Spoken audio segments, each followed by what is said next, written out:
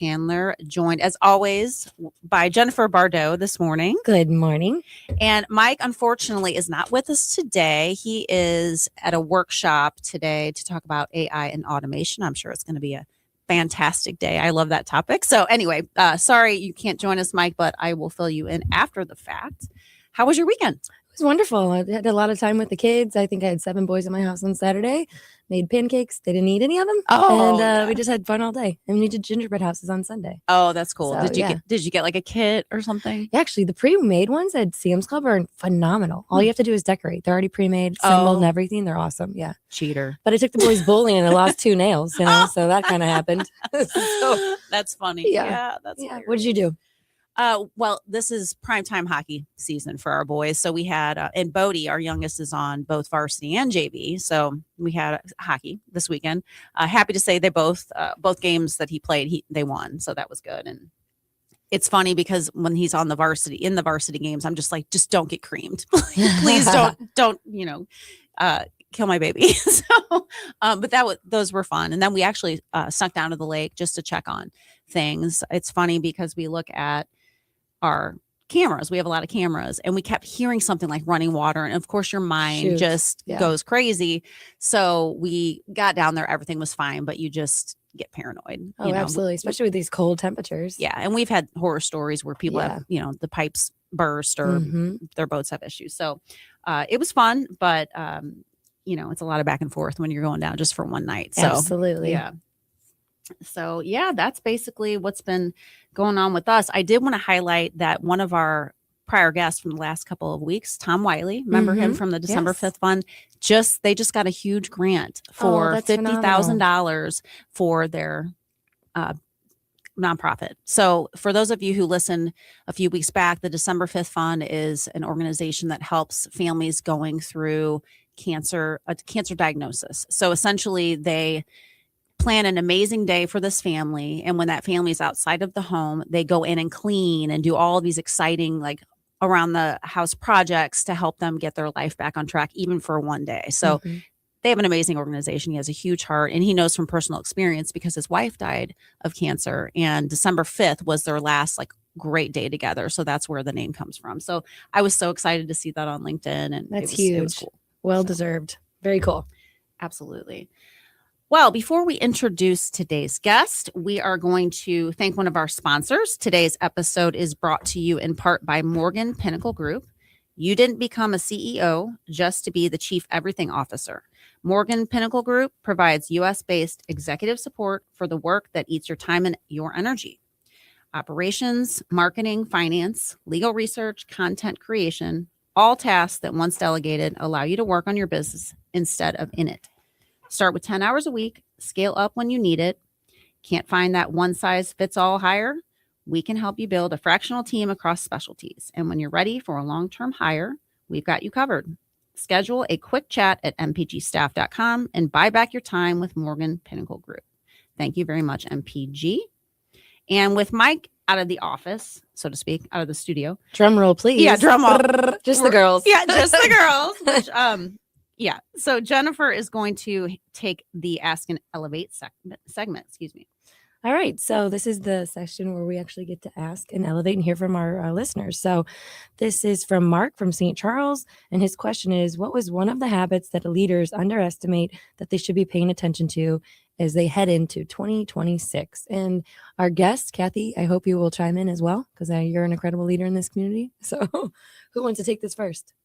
I'm happy to jump in just for a second. I think for me, especially this time of year when everyone's trying to hit their end of the year number, or it's usually that kind of, mentality. We're trying to finish the year off, at least if you're in a fiscal year calendar. I would say for the next year, it's that clean slate, but pay attention to the being human and having humility and humor, just stepping back. And that means so much to people. And I especially think after we've gotten through this busy season, it's very important to start the year off that way. Make sure you're still injecting a little humility, a little humor, a little vulnerability into your everyday conversations with people to make sure that they feel valued, and it just level sets people. That's my opinion. And I'm going to say self-care. Like, we were just having this discussion before we got in this studio today, and it's like, okay, you're always going so hard and you're doing all these great things and work's going amazing, but sometimes you forget about taking care of yourself. So like, before we jump into 2026, I hope everybody gets a spa date on the Four Seasons, or goes on a hike, or takes himself out to lunch, or does something where it's meaningful and they're paying themselves back, getting some self-care. So that's what I'll be doing. Yeah, love that. That's great. Yeah.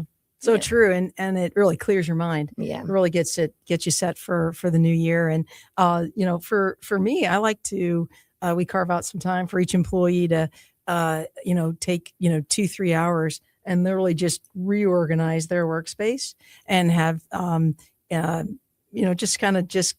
it kind of clears the mind, gets you ready to go, because we never have time to do that throughout the year. Mm-hmm. So it's literally like blocking out the time to say, okay, how are we going to get, our own workspace kind of organized and ready, and take a new look at it. So it really sounds like we need to be intentional about our relationships, taking time to declutter our space, and then take care of our bodies, and our mind. You got it all set. That's right awesome. Absolutely. And that voice you heard just a second ago, we're going to introduce here shortly. Today's guest segment is brought to you by Morgan Pinnacle Group. CEO doesn't stand for Chief Everything Officer. Visit mpgstaff.com today to find flexible, affordable executive support and learn how to start working on your business instead of in your business. That's Morgan Pinnacle Group at mpgstaff.com. Jennifer, would you like to introduce? Yeah. Well, this is a lady who is a part of Grit, and she's been at every one of my expos, and she's a sponsor of our radio show. She's an incredible leader in our community. So this is Kathy Kilo-Peterson. She is a State Farm insurance agent in O'Fallon, Missouri, and Kathy has a heart of gold and is always willing to help anyone that she's ever met. I can always count on you if I ever reach out for anything. And to our listeners, can you give yourself a little bit more of a background about who you are and what you do and how you serve in our community? Sure. And thanks for having me. I'm Kathy Kilo-Peterson, and I have a daughter, Lucy, that's 22.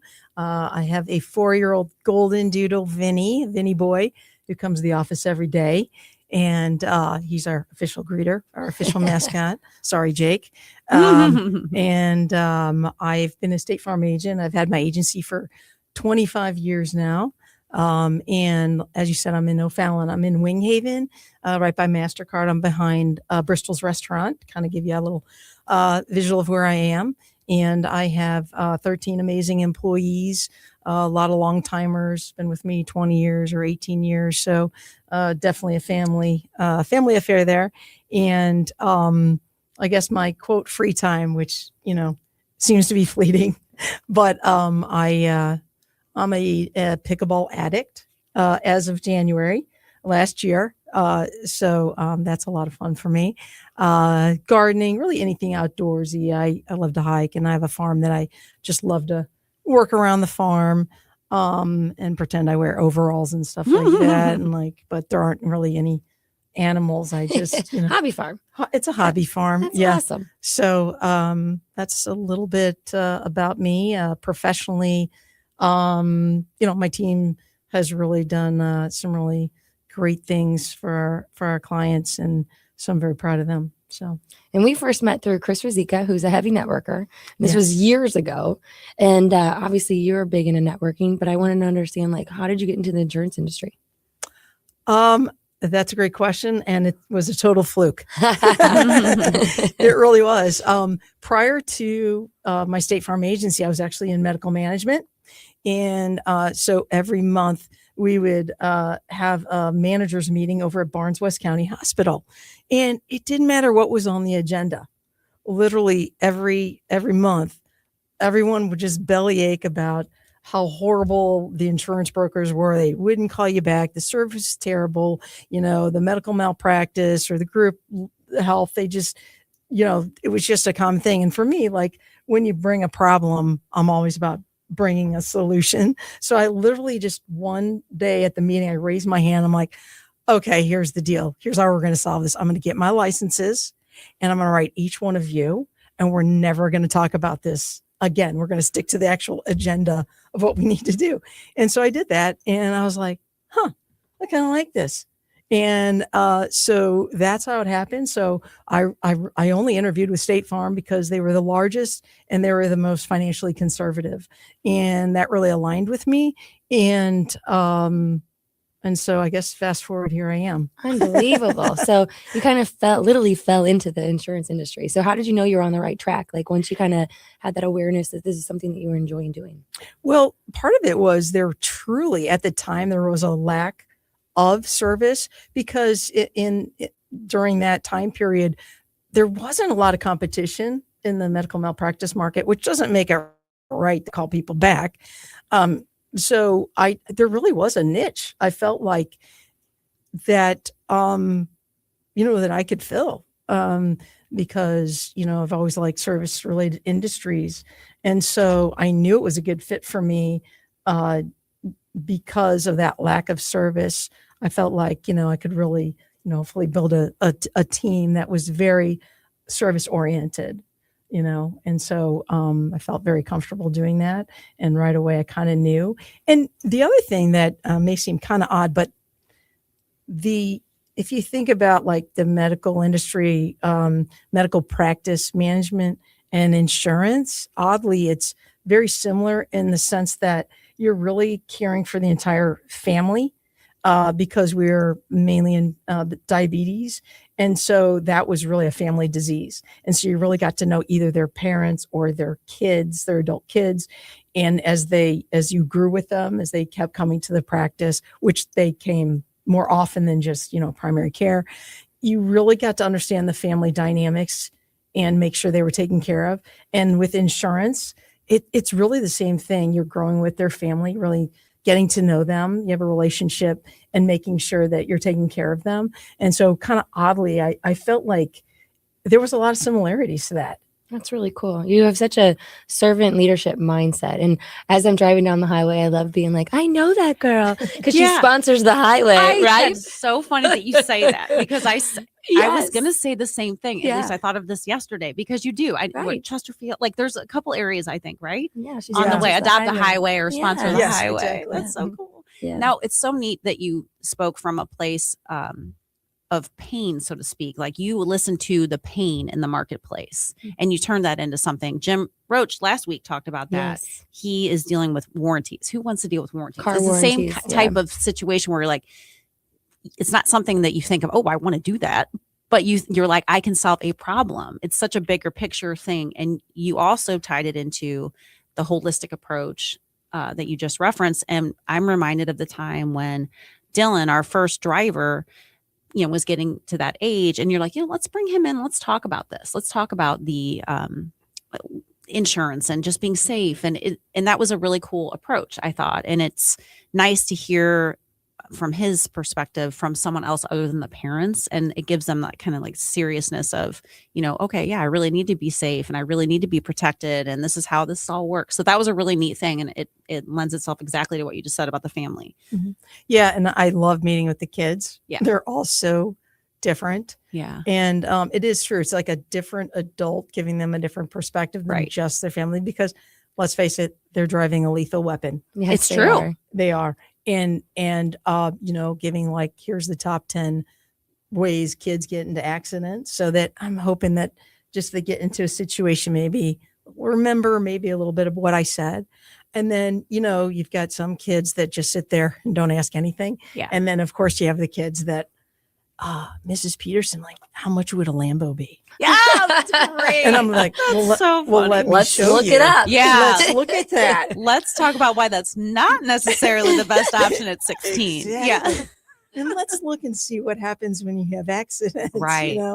And, I say like, so how much of that would your parents make you pay? Right. That's a big number. So anyway, I love sitting down with the kids when they start to drive. And even the ones that are quiet, they're listening. A lot of times the quietest person in the room is the one that's really absorbing the information So and true. thinking, after the fact. So I think that's really cool as a parent that you offer that. Mm-hmm. And that was the first time I'd actually heard of that in the marketplace. So So thank you. That was great. Yeah, my pleasure. High touch customer service is what comes to mind. That's Mhm. incredible. I was thinking back to when I was 16, and boy, oh boy, did I get in some car accidents. Yeah. I felt very bad for my parents looking back in hindsight, but my agent didn't sit down with me and have those conversations. So I wonder if that would have changed my maniac driving record. I don't know. Probably. Maybe. I think it's that third party. I really do. Like you just said as well. It's just that, other authoritative figure that's not just mom and dad being crabby or, however they perceive it or controlling or something like that. So, Yeah. And for the ones that come into the office, when they actually call and their parent has them set the appointment, think about how big that is, yeah. how It is powerful that big. is. Mhm. And then they're coming in. And sometimes, I'd probably say 60% of the time the parents come with them and come back. And sometimes they let them just sit in my office, just the two of us to talk. And that's fine either way. They're still listening, but to actually set the appointment is kind of a big, yeah, that's deal, a big deal, right? Yeah. It's a very big That's grown up thing to awesome. do. Yes, right? yes, for sure. Mhm. So obviously insurance is kind of one of those stressful moments when people get into car accidents, and it's a really difficult time in most of those people's lives. So how do you handle those hard moments? Well, I mean, we really are there at the most stressful points in people's lives, whether that's, a loss of a loved one, loss of their home, loss of their business. I mean, those are three very heavy ones. And so, like house fire, for example. We had a lady on our show, Yeah. Jan McGowan. Yeah. She had that happen to her. And Well, that's devastating. It's devastating. It's traumatic for the whole family, especially if they have kids. Mhm. And so my goal is always to be there before the Red Cross. Mhm. So if I can be there before the Red Cross, I feel very good about that, because the Red Cross will get them in a hotel and everything. But if it's me, somebody they know and they trust, and I am there to give them a hug and say, you take care of your family, I've got the rest. And it just relieves that stress and burden off of, those are things we're going to replace. Right. So you take care of the mental aspect, take care of your family, because I've got you. And, if I can do that, I feel really good about it. Keeping the promise that I promised them when they first signed up with me. Right.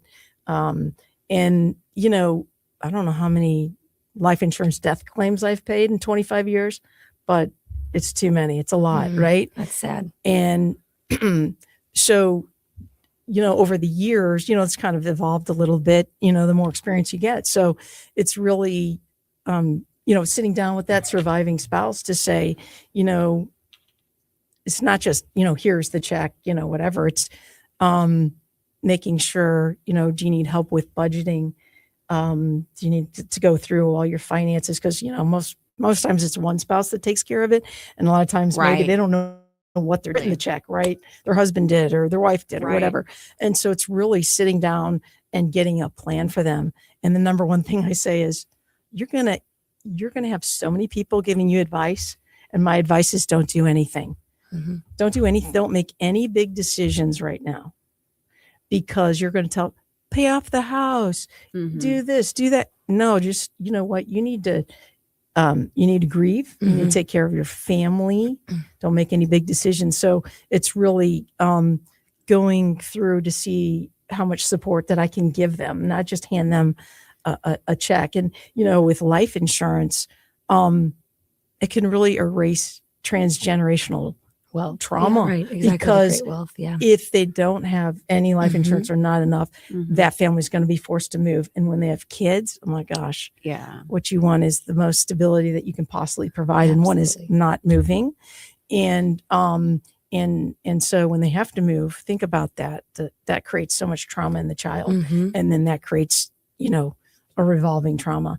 And so, so it really supports the family in a lot more ways than just that monetary check. And how can we support them through the transition of living without one of their loves. And so, it's just trying to be there, Yeah. emotionally too for them. Now I'm going to totally flip the script. So I was Okay, watching okay. American Greed last night. Yeah. And one of the episodes was this horrible person that was literally murdering his family members to cash in those life insurance policies. Yeah. So have you ever personally seen any of that?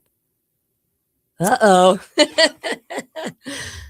Maybe. Should I plead the fifth on Okay, that? we don't have to go there. So yeah, it's a no, thing. Yeah. yes. So That's it's crazy. It happens. I remember, unfortunately has happened, and yeah, so Unbelievable. a lot goes on, and that's why some of the underwriting is Yeah. a little bit more personal, like in trouble with the IRS, or, right. you Of know, make course. sure there's as much as possible. You see, there's no What's other the reason? ulterior motive, but Right. on those things, yeah, It's it happens, and it's definitely happened in St. Charles County, I think, as we know. Yeah. So yes, have unfortunately experienced Crazy. that. I was just blown away. I was watching this show and I was like, whoa. Yeah. Well, if you spend any time watching Forensic Files, I would say about half of the shows are it's life insurance stuff. Yeah.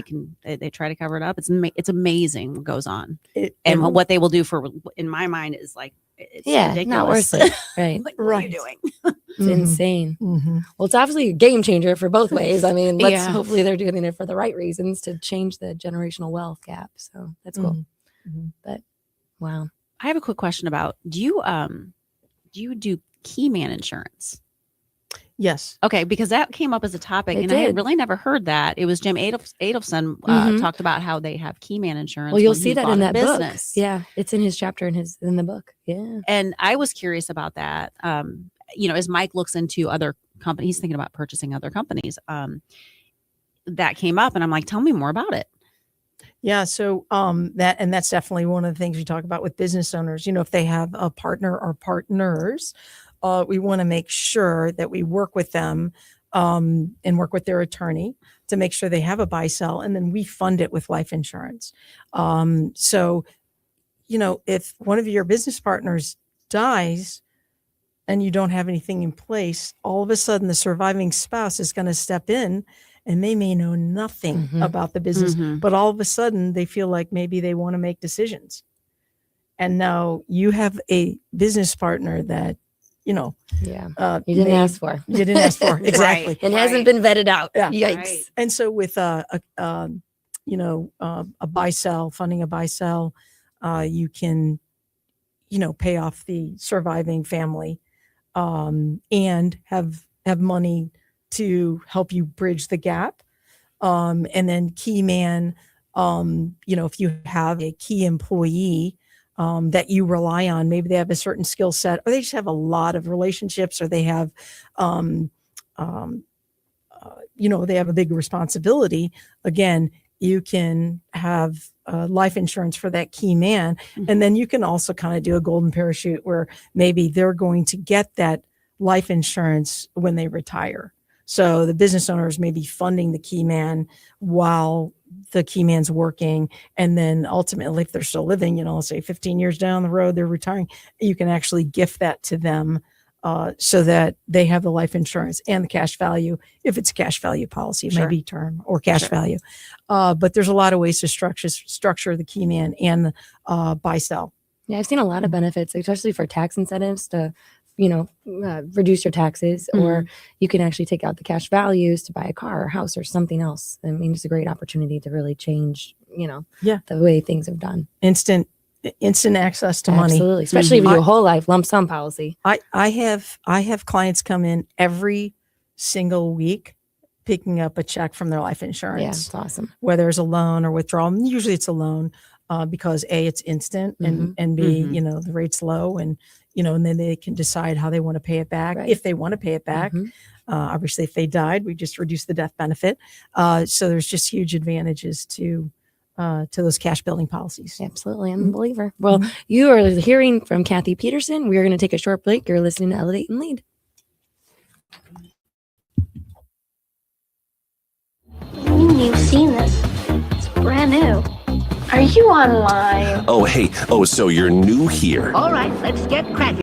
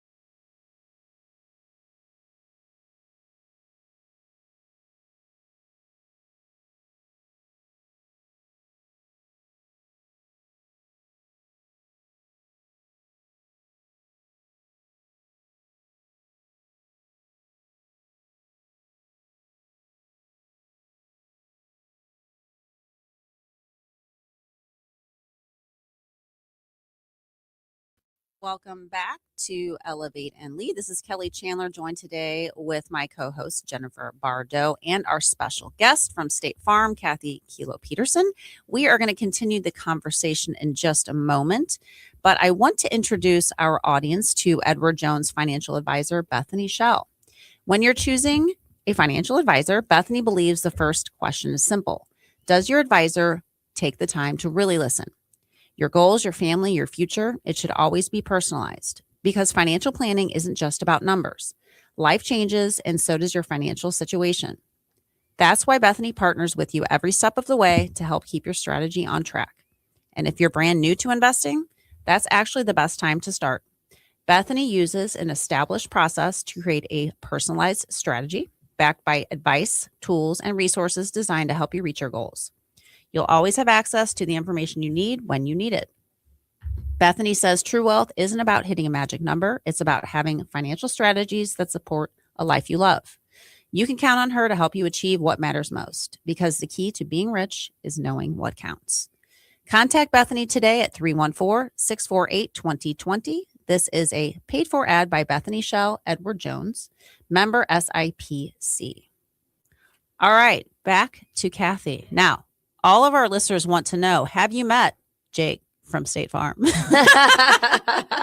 I have met Jake from State Farm. Woohoo! Tell us about it. He's a real guy.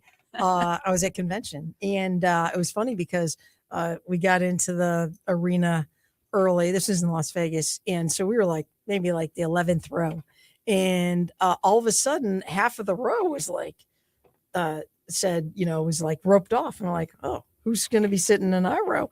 And Jake was up on stage, and then he just literally called out that was his family, his mom and his aunt. And literally he was teary-eyed. He is the most sweet, down-to-earth guy, especially for his, sort of fame. Yeah. He is so genuine. It really is remarkable.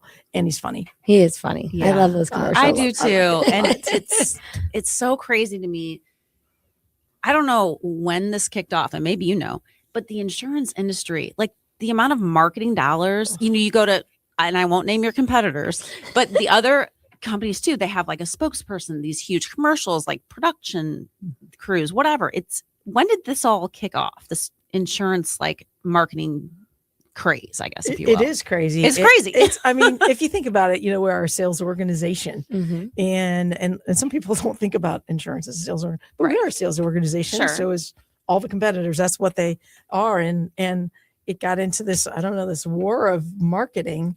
And so I don't know how long ago, but it seems to be continuing. Yeah, the commercials are crazy, and they're really funny. Most of them, because it makes sense. It's never really a fun topic when it's a crisis type of situation. Sure, yeah. So to turn it kind of on its head and make it humorous is smart, and you do get that affinity toward these people representing your brand. And so the khakis, the red, I mean, them right off the bat. And then you had the Mahomes commercial, all that kind of cool stuff. So it's fun. And you notice that as a consumer.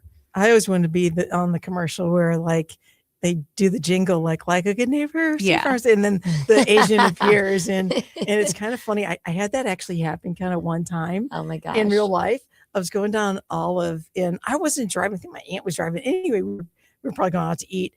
And I could see lights up ahead, and up on the grass was a car, and I'm like, "Oh my God, that's so and so." I won't name the name, and I'm like, "Let me out!" And my aunt stopped, and I ran up the hill, and my client got like wide-eyed, and the police officer's like, "Who's this?" And she goes, "That's my State Farm agent, Kathy." Oh, It's my like gosh. a movie scene. Like Yeah, that? commercial scene. Commercial scene. Yeah. And then also when I was in St. Charles, I'm going down right by that Starbucks on 94, whatever. And in the middle, I call it the suicide lane, is this van. And I'm like, oh my God, that's, Yeah. I pull into that Jack in the Box and I run across and his wife's like, who's that? And she's like, this is our State Farm agent, Kathy. Oh my And I'm gosh. like, that happened to me twice. That is Wow. insane. Like it was like, It Yeah. was like, was So see you later, meant to be? competition. Kathy's on right, top of it. yeah, Right. It was so exactly. You're like, where are the crazy. camera crews now? Right. I don't need no stinking jingle. Right. No, that's pretty Awesome. amazing. I mean, of course, I'm sure it's wonderful for them to see you in a crisis situation like that, just to know that someone's there. I mean, you want to see those familiar faces. So, Yes. wow. So being in such a competitive environment as insurance, what have been some of your biggest pivotal moments or turning points for over the years of building your business? Wow. Well, early on, I listened to a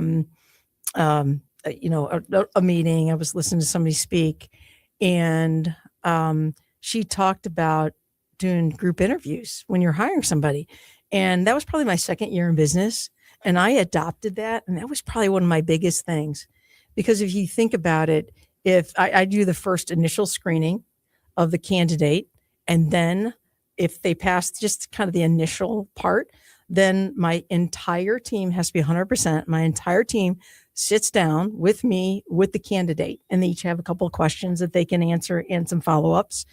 And it has to be a unanimous decision. And if you think about the buy-in. Yeah.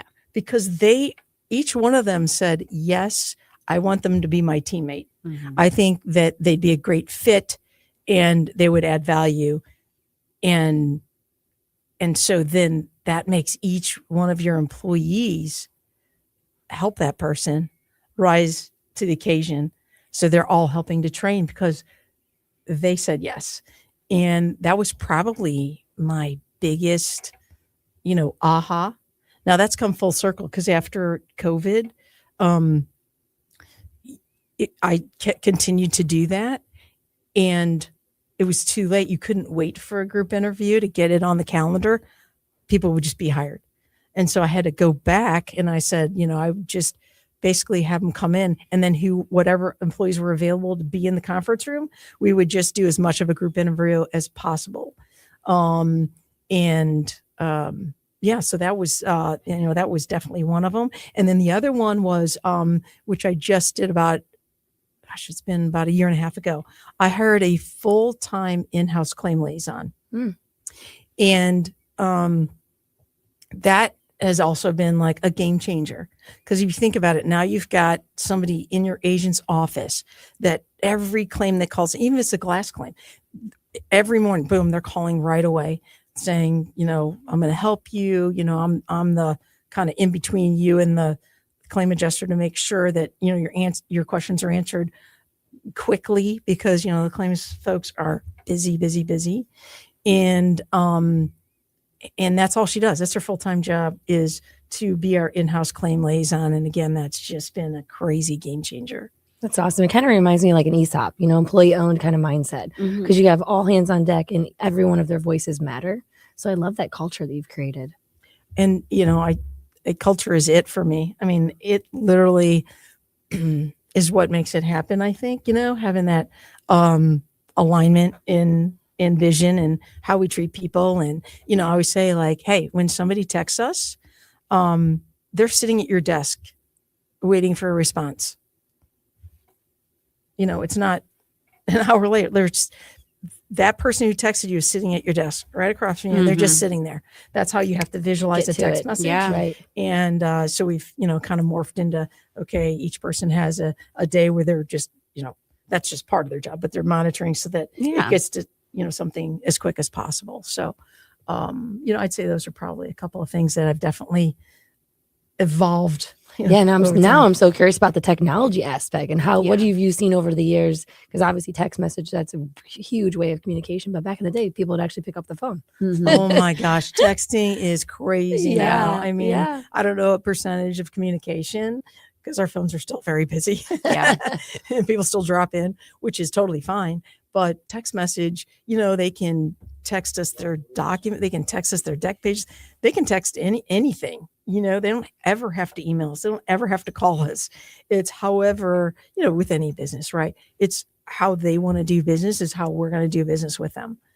Which is great. And text messaging is huge. Huge. That's awesome. Yep. And we're, Mike and I are clients of yours. So I can attest to the fact that your office has a great culture in the sense that they make us feel taken care of, because we've got, we've had roof claims, boat claims. I mean, we can go on and on. It's just life happens, right? And I would get frustrated here and there with the corporate claims process. And then I'd call your office and boom, somebody would be on it helping me. And at the time it was Marilyn. I don't know if she's with the organization anymore, but she was fantastic. And I gave her a 5-star Google review in your office too, because I felt very taken care of. And it was one of those things where you didn't even have to really push it. She just stood up and took it. You know what I mean? It was very wonderful to work with her and your office. Thank you. Yeah. Thank you. That means a lot. That means a lot. And that's what we strive to do is, make you feel taken care of so that you don't have to focus on insurance. You can focus on your life. Yeah. Yeah. And back to the point about your group interview, that's one of those things that people are like, oh, it's going to take so long to do this. But man, the time you save and frustration of dealing with, a culture that doesn't fit, it's such a smart investment up front in that person. Yeah. There was one interview I did. He had all 4 lines of insurance. So he's fully licensed. And I was just like, oh, we should hire him. And they're all like, no, Kathy, we will do extra work. He is not a good fit. I'm like, are you sure? And sure enough, you could kind of see he went agent to agent. Within 3 months, he probably was at Churning. 2 or 3. Yeah. Oh, and so I'm like, there you go. They saved me. Yeah. You know, because on paper it looked amazing. Exactly. But boy, they read it. They read it and they're like, Yeah. no, that's not the right fit. So it's really been great. That's awesome. Well, and obviously it took a lot of work to be able to have that collaborative experience with your employees, to have that trust and to actually listen to what they're been able to see because they're working right beside you. So that's cool. They just wanted to show up for you. They're like, nope, we're going to do extra work. I tell them all the time, I can't do without you. And it keeps everyone honest in that process. Like, well, wait, you did agree that this person would be a good fit. And if you're having challenges, maybe we should address that. I mean, it keeps everyone honest because you all heard the same conversation in the same room, right? Right. That's very valuable going down the line over time. And as you've said, you've had people there for decades in your office, right? So yeah, that's Lori's impressive. the longest she's been with me. Well, we're almost at 21 years. Yeah, wow, that's crazy. Yeah. And have you always been in O'Fallon? Well, the very first year, no, I was at 94 in Sunbelt just because I started and the agent had a medical emergency, and so they quickly put me in there until they could hire an agent to take that place. So, but the vast majority I've been in Wing Haven. So question, people that have had life insurance policies with ex-spouses, how imperative is it that they review their life insurance policies and make sure they don't have the right beneficiary in place? Super important. Right. Yeah. Yeah. And they may want to, if they're going through a divorce, which is interesting because sometimes I know about the divorce before their spouse does, because they call and say, if this happened, what would I do? And so to maybe address that in court, to make sure that things get put in place with the right beneficiaries, if they don't have anything, especially, to have that in place. And yes, reviewing beneficiaries. Yes. So what are some of the biggest misconceptions about life insurance, do you think?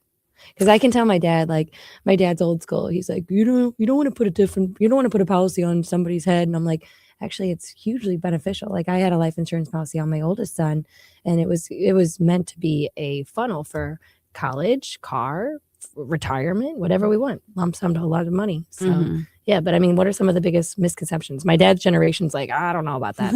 Well, I'd say the biggest misconception is how expensive it is. Right. So a lot of times initially when somebody says, oh no, I don't want it, they really don't want to ask how much it is. And so usually I'm just like, well, here's a sample just to give you a snippet of, how affordable it is. And then that reopens the door. So I think one is definitely affordability, and two, the cash building policies. It's not just the death benefit, right? Not at all. It's an asset that they're going to have for their life. And like the guaranteed insurability option when you buy it when they're young, at 11 different ages in their life. So from age 17 to age 49, like every 3 years, you can add life insurance with no questions asked. So think about that. Especially Even with in their health concerns or 40s. whatever. It's We're huge. not going to ask them anything. Right. So you're basically guaranteeing their insurability for their future family. Mhm. And that's why so many grandparents buy it for the grandbabies, or parents buy it for their kids while they're healthy. And, unfortunately or fortunately, when they're very young, sometimes they don't know that, they're going to have Asperger's, autism, things like that do affect their Right. their Yeah. insurability, even though it might not necessarily affect their longevity, but then it just guarantees that they're going to get that healthiest rate always. And so I think that's another misconception, is what are the advantages outside of the death benefit? Right. And my grandma did that, and it was really beneficial for all of my cousins and everything when, the family business transitioned from my grandma to my uncle. But yeah, that was something that she thought ahead and did that for all of her grandchildren, which I was amazing. Mhm. So, Yeah, tons of benefit. Yeah, it's amazing the generational knowledge that you get potentially from your parents, grandparents, what have you, that just puts you at such an advantage, as you age and then have children and you pass along those habits. So we see a lot of that. And I feel like there could be more communication about that for other people that maybe don't have that generational knowledge, So how do you get people interested that maybe aren't from families? Like, is it through marketing, through just relationships, like maybe families that, don't have insurance today? How do you get them engaged, I guess? As far as the life insurance, or Just in any general? insurance. Yeah. So we do a lot, we do a lot of marketing and referrals, and it's really the education piece, because people don't know what they don't know. Sure. And so it's really making sure that we're not selling, we're just educating, because our philosophy is, if we educate them enough and are good listeners to understand what their needs are, to fill all those gaps, that then they'll make the right decision instead of, putting the pen in their hand, so to speak. It's like, no, if you do the best job of listening and then educating, they'll make the right decision. And even if they don't, a lot of times they'll come back later, Mhm. because then they go and they have a bad experience, and then they'll like, well, let me circle back. And so I think it really is all about being a good listener and then educating and doing the right thing. And it's one of those components of life that they should teach in school. I mean, you know what I'm saying? Absolutely. It's crazy. Like all these things. Because Yeah, it does change. I mean, it changes wealth dynamics immediately. it does. So. And I don't understand why we don't put more, we could talk about this forever.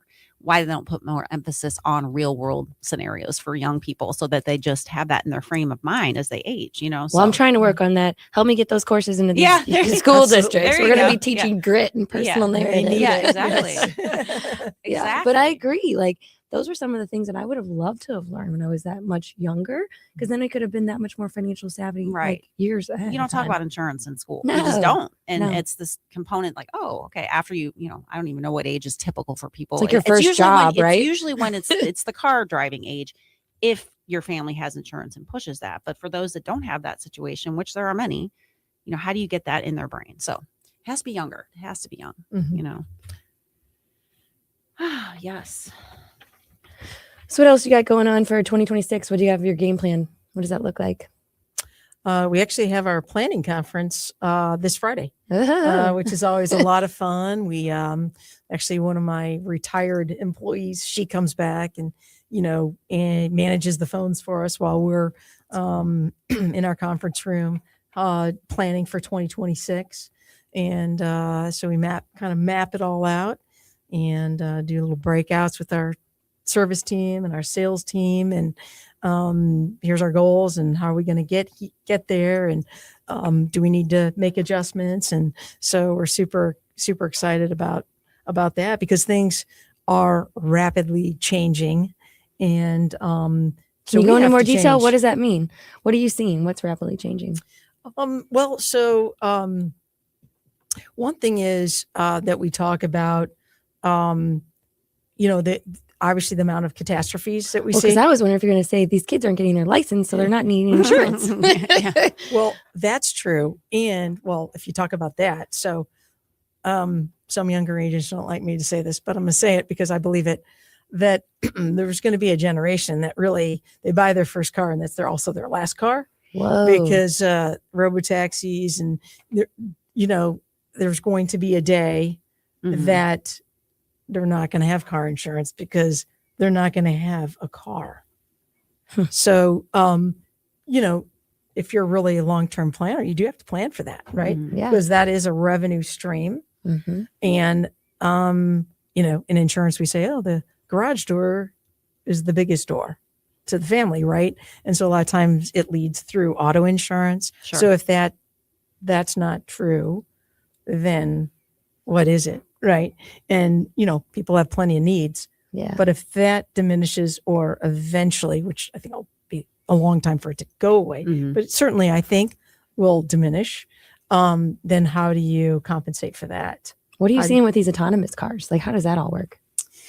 I'm not going to say I know a lot about it other than, if you're talking about truly For insurance. Yeah. Like, how we're- does that work? Because we're- I've been we're- able to see people utilizing those like Ubers, and it's like Absolutely. there's not even the I love it. We adults did in the it way driver's more. seat. Mike and I did it in Yeah, it's Arizona. crazy. Did it 5-6 times. We Yeah. we weren't scared. We loved it. Absolutely loved it. So Yeah. I would love to not have a car or pay car insurance. But see what you're saying. That's going to happen eventually. It will So- happen. It will right. happen. Right. And they don't, then the family doesn't need the insurance on that. But It's interesting. Well, thank you for being here with us today, Kathy. It's been wonderful. You're listening to Elevate and Lead. Next week, we have Joe Fresta. He also has a show on this radio station, so I'm excited to highlight him. So you're listening to Elevate and Lead on Lou Information Station, brought to you live on demand at louinfo.com. St. Louis sports fans, now you can go deep